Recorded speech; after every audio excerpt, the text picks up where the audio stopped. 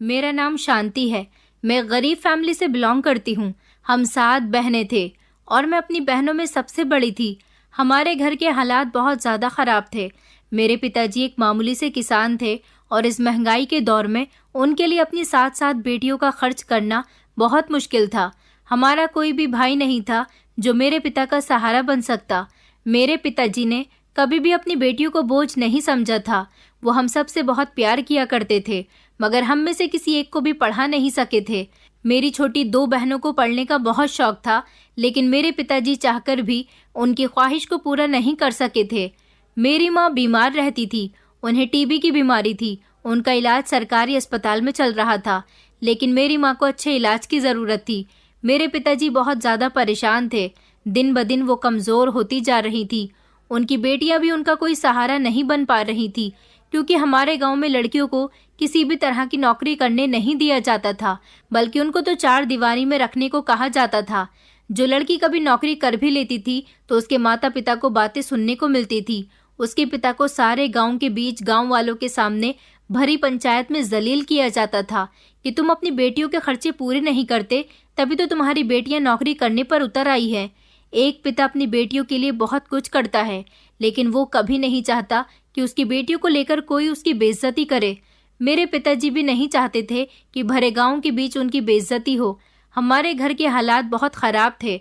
मैं सबसे बड़ी थी। घर के सारे कामकाज मैं ही करती थी और मैं अपनी बाकी बहनों में समझदार भी ज़्यादा थी। इसलिए मुझे अपने माता पिता और घर के हालात की बहुत ज़्यादा फिक्र रहती थी। हम 3 बहनें जवान थीं। मेरी उम्र 27 साल हो चुकी थी। गांव के लोग मेरे माता पिता पर मेरी शादी का दबाव बनाने लगे थे। उनसे कहते थे कि तुम्हारी बड़ी बेटी की उम्र अब 27 साल हो चुकी है, तुम लोग अपनी बेटी की शादी कब करोगे। अब उनको कौन बताता कि शादियां फ्री में तो नहीं होती, और लोग भी इतने अच्छे नहीं होते कि सिर्फ अपने बेटों के लिए दूसरे की बेटी को अपने घर की बहू बनाकर ले जाएं। आजकल तो इतनी महंगाई हो गई है कि लोग चाहते हैं कि उन्हें दहेज भी ज़्यादा मिले और उनकी बहू जेवरात भी ज़्यादा लेकर आए। मैं बहुत खूबसूरत थी। मेरे बहुत रिश्ते आते थे, लेकिन जो भी रिश्ता आता था वो लोग पहले लेन देन की ही बात किया करते थे।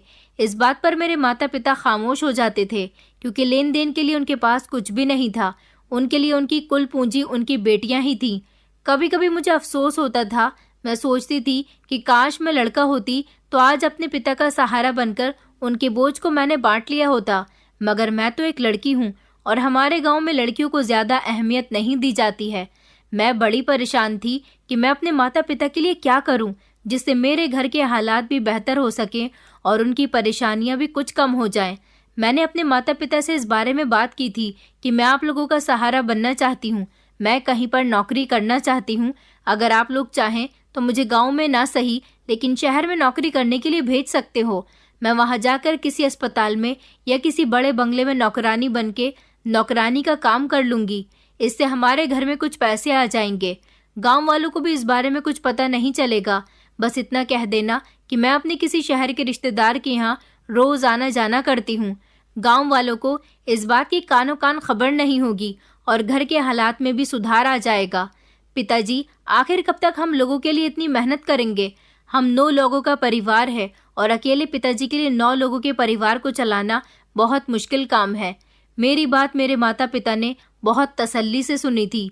मेरे पिताजी भी चाहते थे कि उनको किसी दूसरी कमाई का सहारा मिल जाए, मगर जो सब मैंने उन्हें बताया था ऐसा होना इम्पॉसिबल था। मेरे पिताजी ने मुझे समझाया कि बेटी, तुमने जो कुछ कहा है वो बिल्कुल ठीक है। मुझे गर्व है अपनी बेटी पर जो अपने पिता की इतनी फिक्र करती है, मगर कोई भी बात हमेशा छुपी नहीं रह सकती। कभी ना कभी तो गांव वालों को ये बात पता ही चल जाएगी कि तुम शहर में नौकरी करने के लिए जा रही हो, और तुम जानती हो कि बेटियां जब नौकरी करने निकल जाती हैं तो हमारे गांव में उनके माता पिता को किस तरह से जलील किया जाता है। मैं भूखा मरना पसंद करूंगा, मगर गांव वालों के सामने अपनी और अपनी बेटियों की बेइज्जती नहीं करवा सकता। मैं तो बस जल्द से जल्द एक एक करके तुम सब बहनों की शादी कर देना चाहता हूँ। यही मेरा फ़र्ज़ है और यही मेरी जिम्मेदारी भी है और यही मेरा कर्तव्य है। मेरी बेटियाँ मुझे बहुत प्यारी हैं। मैं अपनी बेटियों को मुश्किल में नहीं डालना चाहता। जैसी भी मुश्किल है, जितनी भी मुश्किल है, वह मैं खुद ही देख लूँगा। तुम लोगों को परेशान होने की ज़रूरत नहीं है। अगर भगवान ने इस दुनिया में हमें भेजा है तो वो इस सब का हल भी ज़रूर निकालेगा। अपने पिताजी की बात पर तो मैं भी खामोश हो गई थी।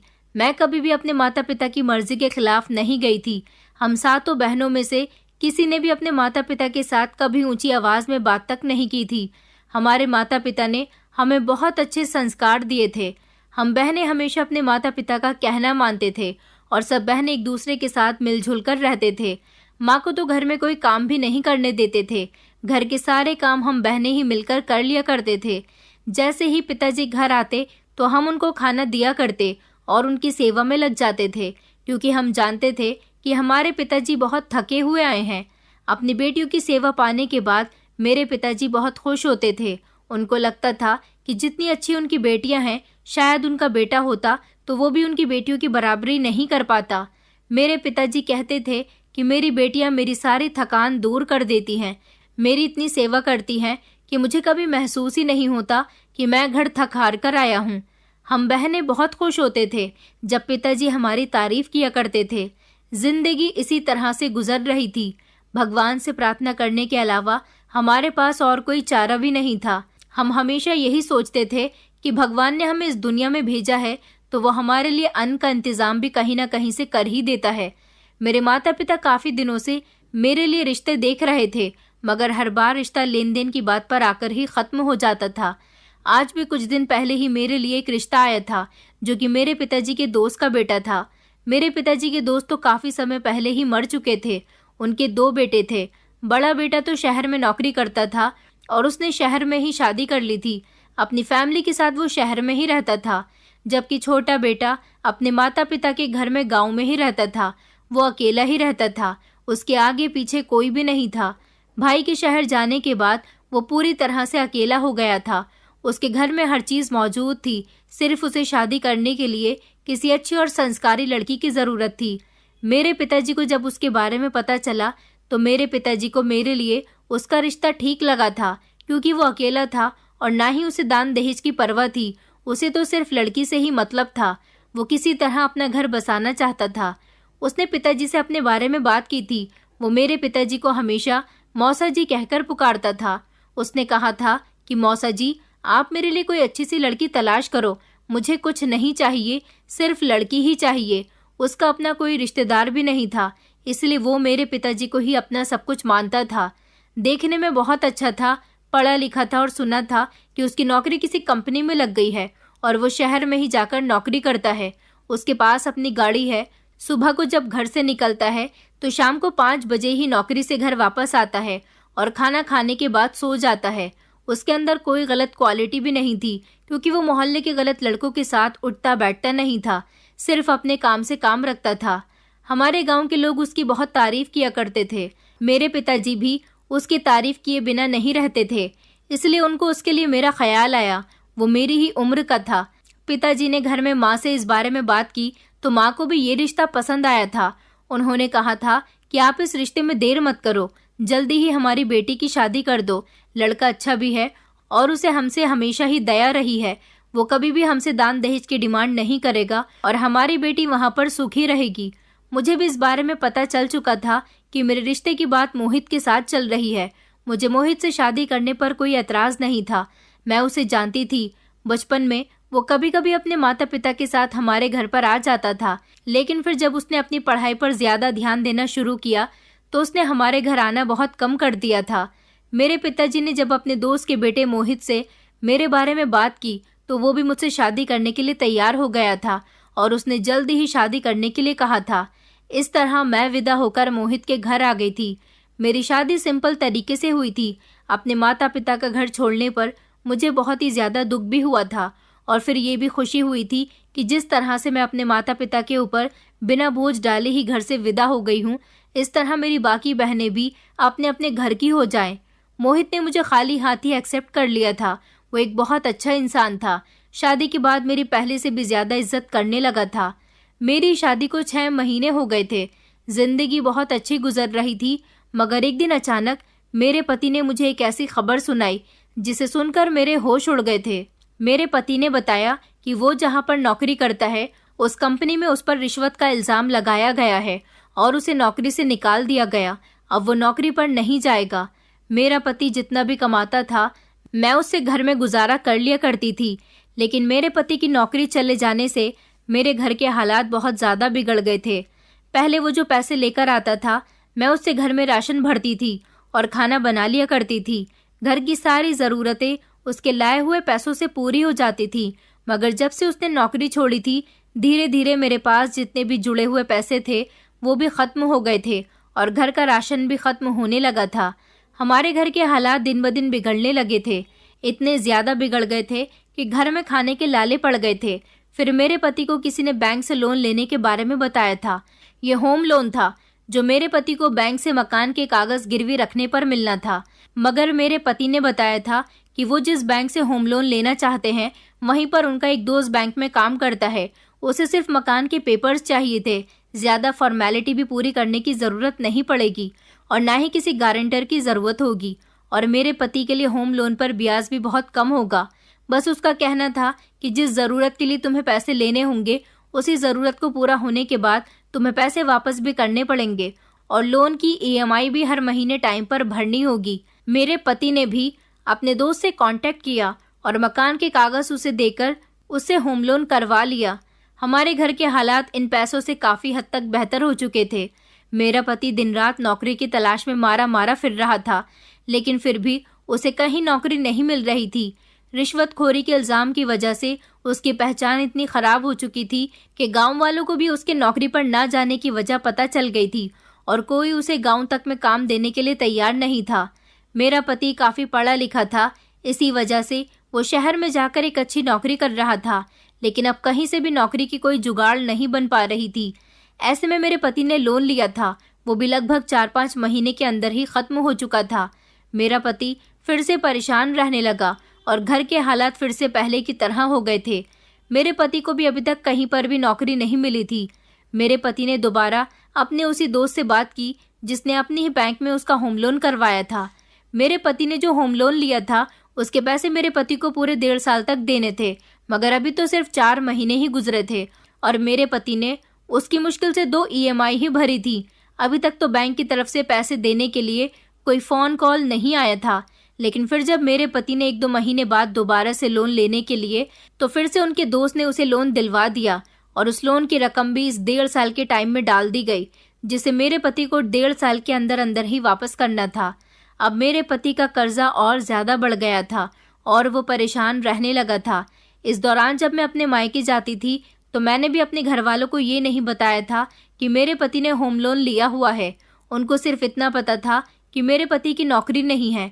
मेरी माँ मुझे परेशान देखती थी तो मुझे तसल्ली देती थी कि सब कुछ ठीक हो जाएगा, लेकिन कुछ भी ठीक नहीं हो रहा था। कर्ज की रकम की वजह से फ़िलहाल हमारा घर तो चलने लगा था, मुश्किल से ही सही मगर गुजर बसर हो रहा था। इस बार मेरे पति ने 3 लाख रुपए का लोन लिया था और इससे पहले वो 4 लाख का लोन ले चुका था और इसी वजह से हमने बहुत सोच समझकर इन पैसों का इस्तेमाल किया था और लगभग 4 महीने तक हमने इन 3 लाख रुपए से ही गुजारा किया था। लेकिन फिर पूरे 4 महीने बाद वो 3 लाख भी ख़त्म हो चुके थे। मेरे पति को भी अभी तक कोई नौकरी नहीं मिली थी, जबकि अब तो कर्ज लेने के लिए भी कुछ नहीं बचा था। मेरे पति के पास जैसे ही पैसे ख़त्म हो जाते थे तो वो ईएमआई भरना बंद कर दिया करते थे और अब उस रकम पर ब्याज भी लगना शुरू हो गया था। इसलिए मेरे पति के दोस्त का भरोसा मेरे पति से उठ चुका था। वो इससे आगे उसको लोन नहीं दिलवा सकते थे। मेरा पति दिन ब दिन बहुत परेशान रहने लगा। उसने किसी अच्छी नौकरी के बजाय थोड़ी सी सब्जियां खरीदकर ठेले पर सब्जियां बेचना शुरू कर दिया, ताकि कम से कम घर का थोड़ा बहुत ही सही मगर गुजारा तो हो सके। देखते ही देखते 1.5 साल गुजर चुका था। मेरा पति छोटे मोटे काम करके थोड़े बहुत पैसे लाता था और मुश्किल से हम 2 वक्त का खाना खाते थे। इसी दौरान मैंने एक बेटी को जन्म दिया। अब घर के खर्चे और ज़्यादा बढ़ चुके थे, क्योंकि पहले हम 2 पति पत्नी थे, लेकिन अब एक छोटी सी जान भी आ चुकी थी। मेरा पति बेटी की वजह से दिन रात मेहनत करने लगा। वो मेरी बेटी से बहुत प्यार करता था। इस सब के दौरान वो लोन के बारे में तो बिल्कुल ही भूल चुका था। एक दिन अचानक से बैंक के कुछ लोग हमारे घर आ गए। 4-5 अनजान मर्दों को एक साथ अपने घर में देखकर मैं बहुत घबरा गई थी। मैं इन लोगों को नहीं जानती थी। इनमें से एक मेरे पति का दोस्त भी था जिसने उनको लोन दिलवाया था। मैंने उसको भी कभी नहीं देखा था। मैंने अपने पति के थ्रू उसके दोस्त के बारे में सिर्फ सुना था कि ये उसका वही दोस्त है जिसने उसको लोन दिलवाया था। उस समय मेरा पति घर पर मौजूद नहीं था। वो घर के दरवाजे पर खड़ा हुआ घर के अंदर आने की कोशिश कर रहा था। इससे पहले वो घर के अंदर कदम रखता, मेरा पति अचानक ही आ गया। मैंने सुकून की सांस ली और फौरन ही अपनी बेटी को लेकर कमरे के अंदर चली गई। मेरे पति ने जैसे ही अपने दोस्त और उसके साथ खड़े हुए बैंक के 3-4 आदमियों को देखा तो वो डर गया, क्योंकि उसने सुन रखा था कि बैंक की EMI टाइम पर जमा ना करने पर बैंक के लोग पुलिस को बाद में भेजते हैं। पहले 2-3 बंदे डराने धमकाने और मारने पीटने के लिए भेज देते हैं।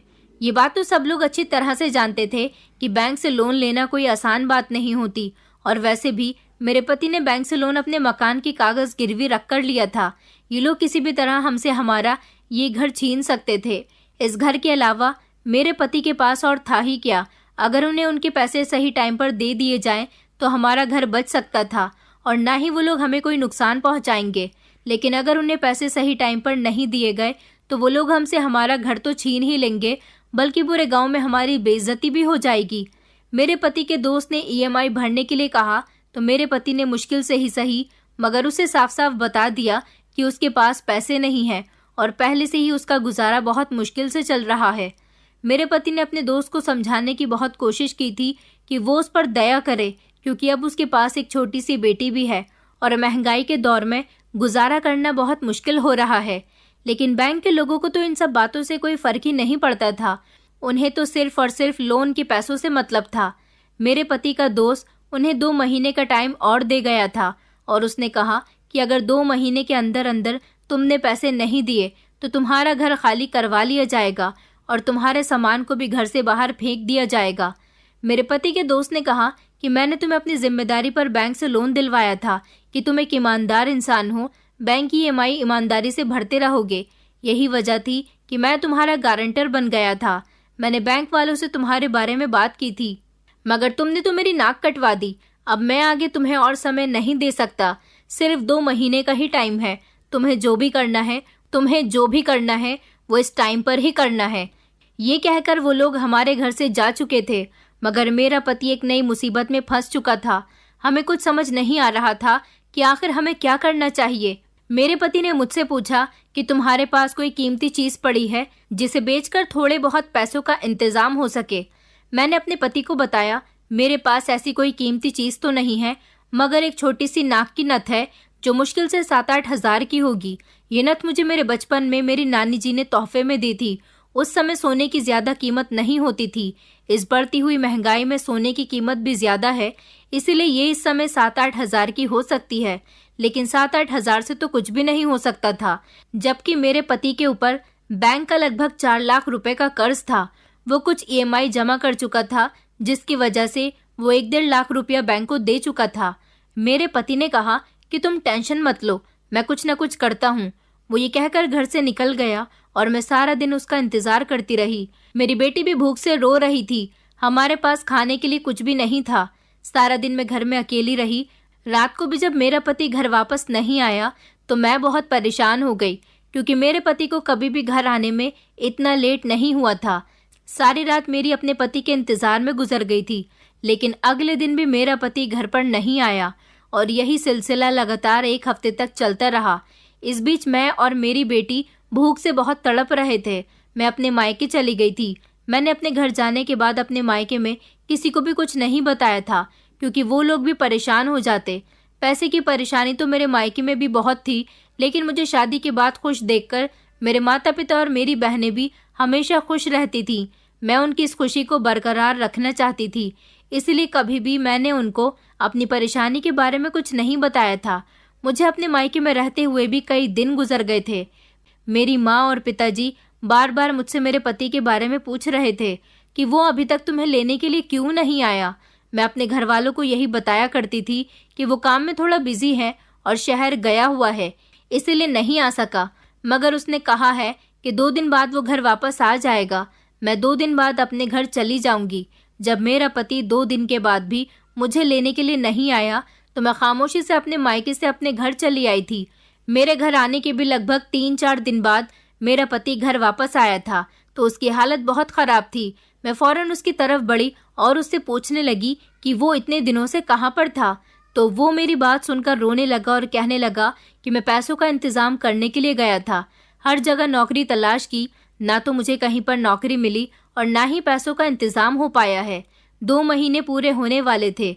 मेरा पति और मैं बहुत ज़्यादा परेशान थे। मेरा पति कह रहा था कि मैं अब क्या करूं, 2 महीने भी पूरे होने वाले हैं। अगर मैंने पैसे वापस नहीं किए तो बैंक वाले हमारा घर खाली करवा लेंगे। ये घर मेरे पति के माता पिता की आखिरी निशानी था। उसके पिता ने इस घर को बहुत मेहनत से बनाया था। वो इस घर को अपने हाथ से नहीं जाने देना चाहता था, इसीलिए वो बहुत परेशान हो रहा था और बैंक के लोगों से डर भी रहा था। मुझे अपने पति की हालत पर तरस आने लगा, लेकिन मैं भी उसके लिए कुछ नहीं कर सकती थी। मैं तो खुद गरीब माता पिता की बेटी थी। मेरे माता पिता के पास तो खुद मुश्किल से 2 वक्त की रोटी खाने के पैसे नहीं थे और ऊपर से अभी उनके सर पर 6 बेटियों का भी साथ था। भला मैं उनसे कैसे पैसे मांग सकती थी? मेरा कोई ऐसा रिश्तेदार भी नहीं था जिससे मैं पैसों की डिमांड कर देती और वो फौरन ही मुझे पैसे निकाल कर दे देते। मैंने अपने पति को तसल्ली दी और उसे समझाया कि भगवान पर भरोसा रखो, वो हमें इस मुसीबत से ज़रूर निकाल देगा और तुम्हारा घर भी कभी बैंक वालों के हवाले नहीं होगा। देखते ही देखते 2 महीने भी पूरे हो चुके थे। आखिरकार वो दिन भी आ गया जिस दिन मेरे पति को पैसे वापस करने थे। मेरे पति के पास पैसे तो थे नहीं, इस वजह से उसका बैंक वाला दोस्त बैंक के कुछ लोगों को और पुलिस वालों को अपने साथ लेकर घर खाली करवाने के लिए आ गया था। उसने अचानक से हमारे घर का दरवाज़ा तोड़ दिया। मैं और मेरी छोटी सी बेटी, हम दोनों ही बुरी तरह से डर चुके थे, जबकि मेरा पति भी डरा हुआ था। बैंक के लोग अंदर आए और आते ही पुलिस वालों ने मेरे पति का गिरबान पकड़ लिया और उससे पैसों की डिमांड करने लगे। उन्होंने कहा कि अगर तुम्हारे पास पैसे नहीं हैं तो खामोशी से इस घर को खाली कर दो। मैं अपने पति को बचाने के लिए आगे आई तो मेरे पति ने मुझे हाथ के इशारे से मेरी जगह पर ही रोक दिया था। मेरी बेटी तो कमरे के अंदर मौजूद थी। पुलिस वाले ने मेरे पति का कॉलर छोड़ दिया। मेरे पति ने उसे तसल्ली से बैठकर बात करने के लिए कहा था। मेरा पति सारे लोगों को लेकर दूसरे कमरे में चला गया था और उसने मुझे कमरे के अंदर जाने का इशारा किया था। मैं बहुत ज़्यादा घबरा गई थी, लेकिन फिर खुद को समझाते हुए कमरे के अंदर अपनी बेटी के पास आकर बैठ गई। मन ही मन में भगवान को प्रार्थना कर रही थी कि ये लोग मेरे पति के साथ किसी तरह का गलत बिहेव न करें। उन लोगों को आपस में बातें करते हुए लगभग आधा घंटा हो गया था। जब अचानक सब लोग कमरे से बाहर आए तो मैं भी उन लोगों की बातें करने की आवाज़ सुनकर अपने कमरे से बाहर आ गई थी। मैंने देखा कि सारे ही लोग बहुत शांत लग रहे थे। मेरा पति भी मुझे कुछ तसल्लीमंद लगा। वो लोग हमारे घर से बिना कोई शोर शराबा किए जाने लगे थे। मैं यह सब कुछ देखकर बहुत हैरान हुई थी, क्योंकि वो लोग बहुत गुस्से में घर के अंदर दाखिल हुए थे और इस तरह उन लोगों को घर से शांत निकलते हुए देखकर मेरा हैरान होना तो बनता था। मेरा पति घर का दरवाज़ा बंद करके जैसे ही कमरे में आया तो मैंने उससे पूछा कि आखिर तुम लोगों के बीच क्या बात हुई है, तुमने उनसे क्या बात की है जो वो लोग इतने शांत तरीके से यहाँ से चले गए। मेरा पति कहने लगा कि मैंने उनसे 2 दिन की मोहलत और मांगी है, मैं उनको 2 दिन बाद पैसे वापस लौटा दूंगा। मैंने अपने पति से कहा, उन लोगों ने तुम्हें 2 महीने का टाइम दिया था, तब तुमसे पैसे नहीं दिए गए तो फिर अब 2 दिन में पैसों का इंतजाम तुम कहाँ से करोगे? मेरा पति कहने लगा, वो लोग मुझ पर भरोसा नहीं कर रहे थे। मैंने उनको बड़ी मुश्किल से भरोसा दिलाया है कि वो मेरी बात का यकीन करें। मैं उनको 2 दिन बाद पैसे पक्का वापस लौटा दूंगा। दरअसल मेरे शहर में भैया रहते हैं। मैं कल शहर जाऊंगा और अपने भैया से पैसे लेकर वापस आ जाऊंगा। मैंने अपने पति से कहा, अगर ऐसी ही बात थी तो तुमने ये सब पहले क्यों नहीं किया? मेरा पति कहने लगा, मेरे भैया अपने परिवार के साथ बिजी रहते हैं। मैं उनसे मदद मांगना तो नहीं चाहता था, मगर अब पानी सर के ऊपर से निकल गया है, इसलिए मुझे उनकी मदद लेनी ही पड़ेगी। मैंने अपने पति से कहा, तो ठीक है, तुम कल शहर चले जाना और लोन के सारे पैसे बैंक वालों को वापस कर देना। मेरे पति ने हाँ करते हुए सर हिला दिया था। मैं अपनी बेटी को कमरे में सुला रही थी, तभी मेरा पति अपने हाथ में चाय के 2 कप लेकर आया। हम दोनों इतने ज़्यादा परेशान थे कि हमने खाना भी नहीं खाया था। चाय का 1 कप मेरे पति ने मेरे हाथ में पीने के लिए दे दिया। मैंने अपने पति से कहा कि आपको चाय बनाने की क्या ज़रूरत थी, आप मुझे बता देते, मैं चाय बना लाती। मेरा पति कहने लगा कि नहीं नहीं, आज तुम बहुत परेशान लग रही थी, इसलिए मैं तुम्हें डिस्टर्ब नहीं करना चाहता था। मैं जानता हूँ मेरी तरह तुम्हें भी भूख लग रही होगी। खाने को तो पैसे नहीं हैं, मगर चाय पीकर ही गुजारा कर लो। मेरा पति ये बात कहते हुए बहुत शर्मिंदगी महसूस कर रहा था। मैंने अपने पति को तसल्ली देते हुए कहा कि सब कुछ ठीक हो जाएगा, तुम्हें टेंशन लेने की ज़रूरत नहीं है, मैं तुम्हारे साथ हूँ। मेरा पति कहने लगा, मुझे इस बात का यकीन है कि तुम मेरे साथ हो और तुमने मुझे बहुत तसल्ली दी है। मेरे पति ने फिर मुझे चाय पीने के लिए कहा। मेरी बेटी तो सो चुकी थी। चाय पीने के बाद मुझे भी अचानक तेज की नींद आने लगी थी। मेरा दिमाग चारों तरफ चकराने लगा था। बस मन कर रहा था कि मैं आंखें बंद करके गहरी नींद में सो जाऊं। अभी ज्यादा समय नहीं हुआ था। हम दोनों पति पत्नी रात के 11 बजे तक ही सोते थे, लेकिन आज ना जाने क्यों मुझे रात के 9 बजे ही इतनी गहरी नींद आ रही थी कि मैं चाय का कप रखते ही बिस्तर पर लेटकर सो गई थी। लेकिन अगले दिन जब मेरी आंख खुली तो मेरे होश उड़ गए थे, क्योंकि मैं अपने घर में नहीं किसी और के घर में मौजूद थी। ये कालीशान कमरा था और यहाँ पर ज़रूरत का हर सामान मौजूद था। ये कमरा किसी अमीर इंसान का कमरा लग रहा था। मेरी समझ नहीं आ रहा था कि आखिर ये मैं कहाँ आ गई हूँ। मैं इस कमरे को देखकर घबराने लगी थी और इधर उधर नज़र दौड़ाकर इस कमरे को पहचानने की कोशिश कर रही थी। मुझे अच्छी तरह से याद था कि मैं कल रात अपने कमरे में सोई थी, तो फिर मैं यहाँ कैसे और क्यों आ गई थी? ये किसका घर है? मेरी कुछ समझ में नहीं आ रहा था। फिर अचानक कमरे का दरवाज़ा खुला और कमरे के अंदर एक आदमी आया था। इस आदमी को देखकर मैं घबरा गई थी। मेरा कभी भी किसी अनजान मर्द के साथ अकेले कमरे में सामना नहीं हुआ था। मैंने इस आदमी से घबराते हुए कहा कि तुम कौन हो और मुझे यहाँ पर कौन लेकर आया है? यह आदमी धीरे धीरे मेरे करीब आने की कोशिश कर रहा था और मेरे साथ गंदी गंदी हरकतें कर रहा था। मैं इससे डर रही थी और इसे खुद से दूर कर रही थी, मगर इस आदमी ने मेरी एक न सुनी और मुझे कहीं का नहीं छोड़ा। इसने मेरी इज्जत को तार तार कर दिया था। मैं चीखती रही, चिल्लाती रही, मगर मेरी मदद के लिए कोई नहीं आया। मेरे होश उड़ गए थे कि इस इंसान ने मेरे साथ ऐसा क्यों किया और क्या यहाँ पर मेरी मदद के लिए कोई नहीं है। जब इस आदमी ने अपनी हवस मेरे साथ पूरी कर ली तो मैं तड़प तड़प कर रो रही थी। मेरे साथ जो कुछ हुआ था उसका अंदाज़ा मुझे बिल्कुल भी नहीं था। मैंने इस आदमी से सवाल किया कि तुम कौन हो और मुझे यहाँ पर क्यों लाया गया है? तुमने मेरे साथ ये सब कुछ क्यों किया? तो वो मेरी बात सुनकर ज़ोर ज़ोर से हंसने लगा। उसने मुझे बताया कि मैं तुम्हारे पति का बड़ा भाई हूँ और तुम अपने गांव में नहीं बल्कि शहर में हो।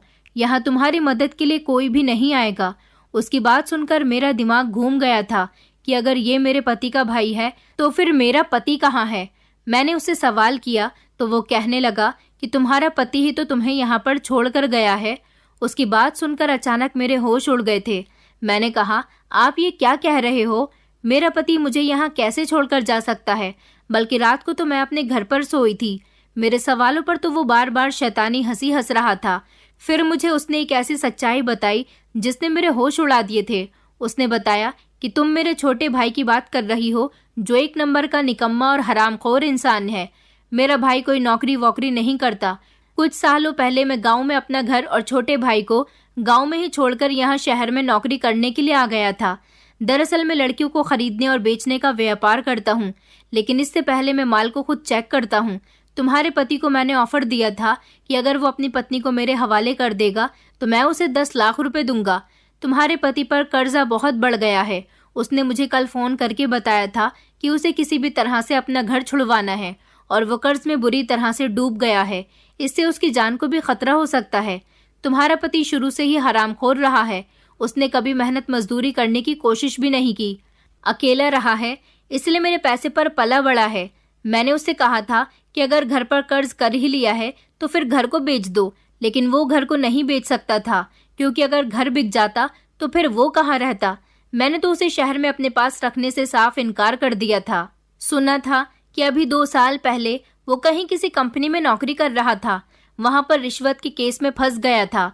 मेरे पास आना चाहता था, मगर मैंने उसे साफ इनकार कर दिया था कि मेरे पास हरामखोर इंसान के लिए कोई जगह नहीं है। इतना ही बहुत है कि मैं तुम्हें थोड़े बहुत पैसे दे देता हूँ। फिर तुम्हारे पति ने मुझे बताया कि उसने शादी कर ली है और उसके पास एक बेटी भी है और वो तुम दोनों की खातिर इस घर को नहीं बेच सकता। मैंने अपने छोटे भाई से कह दिया था कि अगर तुम्हें पैसे चाहिए तो तुम्हारे लिए एक ऑफर है। तुम 24 घंटे के लिए अपनी पत्नी को मेरे पास भेज दो और इसके बदले मैं तुम्हें इतने पैसे दूंगा कि तुम्हारा कर्ज भी चुकता हो जाएगा और तुम काफ़ी समय तक इन पैसों को बाद में भी इस्तेमाल कर सकते हो।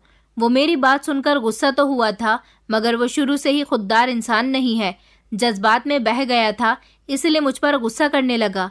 फिर उसे समझ आया कि अपनी पत्नी को मेरे हाथ 24 घंटे के लिए बेचने पर उसको कितना ज्यादा फायदा हो सकता है। वो डर रहा था कि अगर इस बारे में तुम्हें पता चल गया तो तुम्हारा क्या रिएक्शन होगा और वो तुम्हें यहाँ तक कैसे लाएगा। फिर मैंने उसे पूरा प्लान समझाया। कल रात तुम्हारे पति ने तुम्हें चाय में नींद की दवाई मिलाकर दी थी। जब तुम बेहोश हो गई तो वो तुम्हें मेरे पास ले आया था। वो रात के लगभग 3 बजे मेरे पास आया था। उसके बाद मैंने तुम्हें इस्तेमाल किया, लेकिन तुम इतनी ज्यादा खूबसूरत हो कि मुझसे अब भी रहा नहीं गया।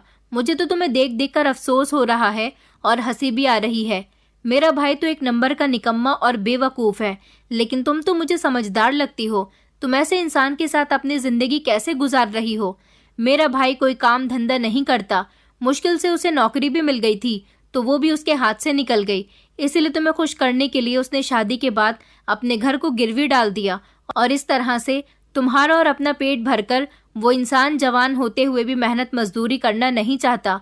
उसे तुम जैसी लड़की नहीं मिल सकती थी, इसलिए उसने तुम्हें इम्प्रेस किया, अपने दुखड़े सुनाए। मगर जैसा मेरा भाई दिखता है वैसा वो बिल्कुल भी नहीं है। तुम तो समझदार हो, तुम तो इस बात का अंदाजा लगा सकती हो कि जिस इंसान ने 1.5 साल तक लोन के पैसों से तुम्हारा और अपना पेट भरा, उस इंसान के साथ सारी जिंदगी तुम्हारा गुजारा कैसे हो सकता है। तुम्हें ये बात सोचनी चाहिए थी कि इतने लंबे समय तक उसे नौकरी क्यों नहीं मिली, क्योंकि उसने नौकरी की कभी तलाश ही नहीं की। वो तो तुम्हें बेवकूफ़ बनाता रहा और तुम बनती रही, और आज देखो हालात ऐसे आ गए हैं कि उसने अपनी ही पत्नी को अपने बड़े भाई के हाथ बेच दिया। मैंने तुम्हारे पति को तुम्हारी कीमत के 10 लाख रुपए दिए हैं। आज उसे पैसों की ज़रूरत है, वो तुम्हें मेरे पास बेच चुका है, तो आगे भी वो ऐसा कर सकता है। मैं तो अपने भाई को समझा समझाकर थक गया था। मैं भले ही जिस्म फरोशी का काम करता हूँ, मगर इसमें भी मेहनत लगती है, जो कि मेरे भाई से कभी नहीं होगी। तुम सारी जिंदगी अपने पति के साथ इसी तरह से बेइज्जत होती रहोगी। वो तुम्हें कभी खुश नहीं रख सकेगा, क्योंकि मेहनत करने वालों की कभी हार नहीं होती, और तुम्हारा पति तो मेहनत जैसे शब्दों से कई कोसों दूर है। इस आदमी की बात सुनकर तो मेरे पैरों तले से जमीन निकल गई थी। मुझे अपने पति जैसे घटिया इंसान से नफरत महसूस होने लगी थी। इसमें इस आदमी की भी कोई गलती नहीं थी, ये तो इसका काम था। लेकिन ये मेरे पति को सोचना चाहिए था कि उसे अपनी पत्नी के साथ तो ऐसा बिल्कुल भी नहीं करना था। मैंने इस आदमी के आगे हाथ जोड़ दिया और कहा कि प्लीज अब मेरे साथ ऐसा कुछ मत करना और मुझे जाने दो। मैं इसके आगे जब ज्यादा गिड़गिड़ाई तो उसने मुझे कुछ भी नहीं किया था, बल्कि मुझसे एक वादा लिया था कि मैं गाँव जाने के बाद इस आदमी के बारे में किसी को कुछ नहीं बताऊंगी। मैंने इसका वादा एक्सेप्ट कर लिया था, क्योंकि मैं अब अपनी इज्जत को और ज्यादा अपने घटिया पति के लिए रुस्वा नहीं कर सकती थी। मेरे पति के भाई ने मुझे ड्राइवर के साथ घर छुड़वा दिया था। वो मेरे पति को पैसे तो पहले ही दे चुका था। मैं जैसे ही घर पहुंची तो बहुत ज्यादा रो रही थी। मुझे सिर्फ और सिर्फ अपनी बेटी की फिक्र थी। मैं इस इंसान के साथ आगे जिंदगी नहीं गुजार सकती थी। मैंने उससे घर पहुंचते ही सवाल किया कि तुमने मेरे साथ ऐसा क्यों किया? तुम्हें शर्म नहीं आई अपनी पत्नी के साथ ऐसा करते हुए? मैंने उससे कह दिया था कि मैं तुम जैसे निकम्मे इंसान के साथ जिंदगी नहीं गुजार सकती। आज तुमने मुझे बेच दिया है, कल को मेरी बेटी को भी बेच सकते हो। तुम्हारा क्या भरोसा? मगर वो मुझसे माफी मांग रहा था। मैंने उसकी कोई बात नहीं सुनी और मैं सीधा अपने मायके आ गई थी। अपने मायके आने के बाद मैंने ये बात अपने पेरेंट्स को बताई तो वो लोग भी बहुत परेशान हो गए थे। मुझे लगा कि मेरे माता पिता को मेरा ये फैसला गलत भी लग सकता है, लेकिन ऐसा कुछ भी नहीं था। मेरे माता पिता ने हमेशा मेरा साथ दिया था। उन्होंने कभी भी अपनी बेटियों को बोझ नहीं समझा था। मेरे पिता ने मेरे सर पर हाथ रखा और कहने लगे कि तुमने बहुत अच्छा किया जो तुम उस घटिया इंसान का घर छोड़कर आ गई हो। तुम्हें अब उसके घर जाने की बिल्कुल भी जरूरत नहीं है। तुम हमारे साथ रहोगी और तुम्हारी बेटी भी हमारी जिम्मेदारी है। मुझे उस दिन अपनी किस्मत पर बहुत रोना आया था। अफसोस हो रहा था कि बेटियों की किस्मत ही आखिर कैसी होती है। पिता के घर में तो परेशानियां झेलती ही हैं और अपनी ससुराल में जाकर डबल परेशानियां झेलती हैं। तब भी अपने आप को मजबूत बनाकर रखना पड़ता है। मैं आप लोगों से रिक्वेस्ट करना चाहती हूँ कि अपनी बेटियों की शादी हमेशा खानदानी लोगों में करें। जल्दबाजी में ये न देखें कि अकेला लड़का है, उसके आगे पीछे कोई नहीं है। अकेले घर में बेटी खुश रहेगी, राज करेगी। लड़की का फैमिली बैकग्राउंड जरूर निकालें और उसकी जांच पड़ताल करें कि आखिर वो क्या करता है, कितना कमाता है, आपकी बेटी के लिए ठीक है भी या नहीं। अगर आपकी बेटी को खुश रखने की उसके अंदर सारी क्वालिटीज हैं, तब आप लोग अपनी बेटी की शादी करें और अगर आप लोगों की सिचुएशन मेरे पेरेंट्स की जैसी है तो कभी भी अपनी बेटियों की शादी ना करें। मैं तो गरीब परिवार से बिलोंग करती हूँ। मेरे माता पिता के पास दान दहेज देने के लिए कुछ भी नहीं था, इसलिए उन्होंने मोहित पर भरोसा करके मेरी शादी उसके साथ करवा दी थी। लेकिन आप लोग गरीबी का रोना रोकर अपनी बेटियों को किसी के भी हवाले ना करें। इससे अच्छा तो यह है कि आप लोग अपनी बेटियों को अपनी आंखों के सामने रखें। वो मुझ जैसे जुल्म का शिकार होने से बच जाएंगी। मैंने अपने पति से डिवोर्स ले ली है। हालांकि वो अपने किए पर शर्मिंदा हो रहा था। वो नहीं जानता था कि उसका भाई उसकी हकीकत मुझे बता सकता है, लेकिन एक न एक दिन तो उसकी हकीकत मेरे सामने आ ही जानी थी। अब मैं अपनी बेटी के साथ अपने मायके में ही रह रही हूँ, मगर अपनी बेटी को अच्छी जिंदगी देने के लिए मैंने लोगों के घरों में काम करना शुरू कर दिया। लोगों को मेरे पति की घटिया हरकत के बारे में पता चल चुका था, इसीलिए लोग मेरे बारे में क्या बात करते हैं क्या नहीं, मैं किसी की परवाह नहीं करती। अब मुझे सिर्फ अपनी और अपनी बेटी की फिक्र है।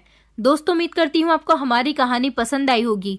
कहानी पसंद आई है तो वीडियो को लाइक करें, चैनल पर नए हैं तो चैनल को सब्सक्राइब करें और हाँ, नोटिफिकेशन बेल को जरूर दबाएं ताकि अगली अपडेट सबसे पहले आपको मिले।